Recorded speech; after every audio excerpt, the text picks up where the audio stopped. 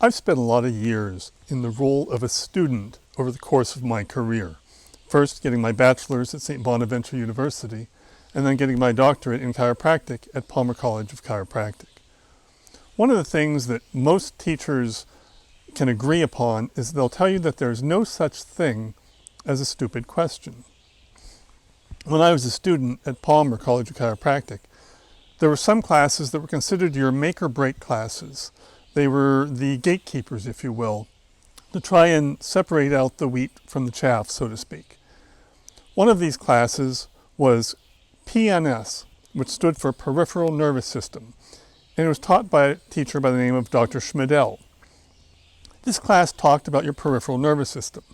Your nervous system can be divided up into two basic categories. You've got your central nervous system, or CNS, which consists of your brain and spinal cord. And then you've got your peripheral nervous system, which is all the nerves coming off from the spinal cord going out to the periphery, to all your muscles and organs and skin and such.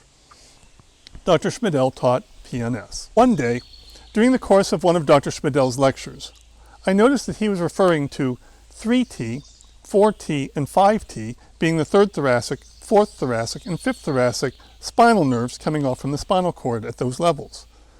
Later in the lecture, he started talking about T3, T4, T5, referring to the spinal bones at those levels.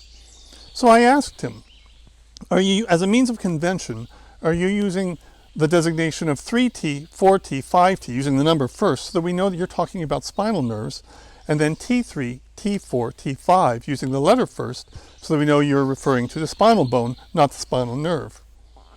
Dr. Schmidl looks at me, sets his pen down, takes his glasses off, and looks at me with a look of consternation and says, "That's a stupid question. 3T, 4T, 5T, T3, T4, T5, it's the same damn thing. What are you thinking?" Humiliating me in front of several hundred fellow students. Nobody asked any other questions the rest of that semester of Dr. Schmidl.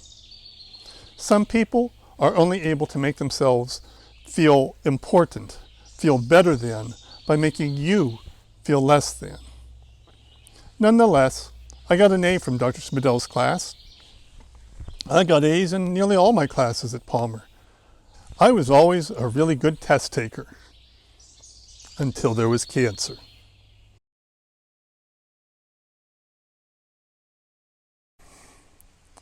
I failed a bunch of tests once I was diagnosed with cancer. When they were first checking me for prostate cancer, they took a PSA test, and my PSA came back elevated at 6.3. Not to be worried, the doctor told me. You just rode your exercise bike before coming to get your test, from what you told me.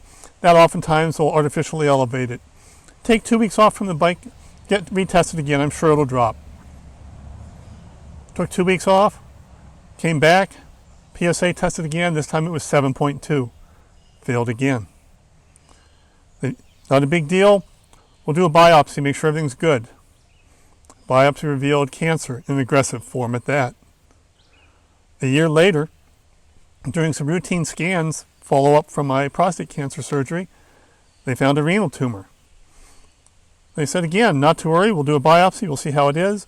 These tumors oftentimes only grow to a certain point and stop and don't ever have to be removed, and sometimes the biopsy itself will cause a prophylactic shrinkage in the tumor. Not to worry. We'll do an active surveillance for 6 months and we'll retest and see where you're at. They did the biopsy and we waited 6 months. Tumor didn't shrink. Tumor didn't stop growing. It was growing at an even faster rate. More tests failed. So we had the renal tumor removed. A few weeks I'll be going again up to Roswell Cancer Institute.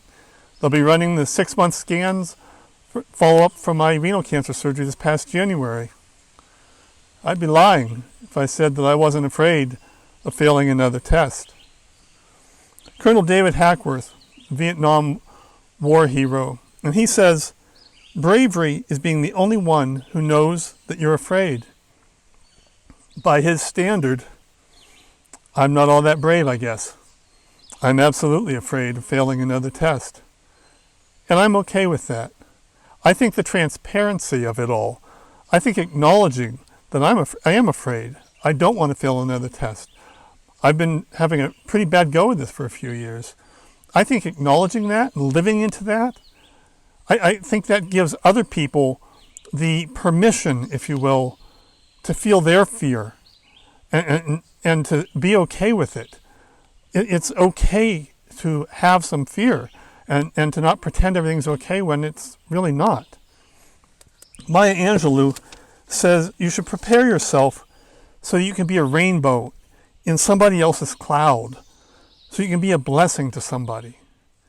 That's why I make these videos, in the hopes that through my own struggles, other people will be inspired that they can do it too, that it's okay to be afraid, it's okay to be vulnerable, it's okay to not have all the answers, and it's okay to be wounded. Ullie Kaye is a modern-day poet and sage. She's a master at crafting art and beauty from her pain and suffering. And she's been an inspiration to me for the past several years. I've referenced one of her poems in episode 6, and I'm going to reference another one today. I highly recommend you check her out. I've got her links in the bio for my video here. This poem is called Survivor. I am a survivor, not because I am brave or fierce, or have moved mountains with my bare hands, not because these ancient stars still rise each night to give me their standing ovation, but because I have waged deep wars within, quiet wars, unwelcome wars, wars that took me by surprise, but did not win. Thank you, Ullie Kaye. Everybody wish me luck. We'll see you next time.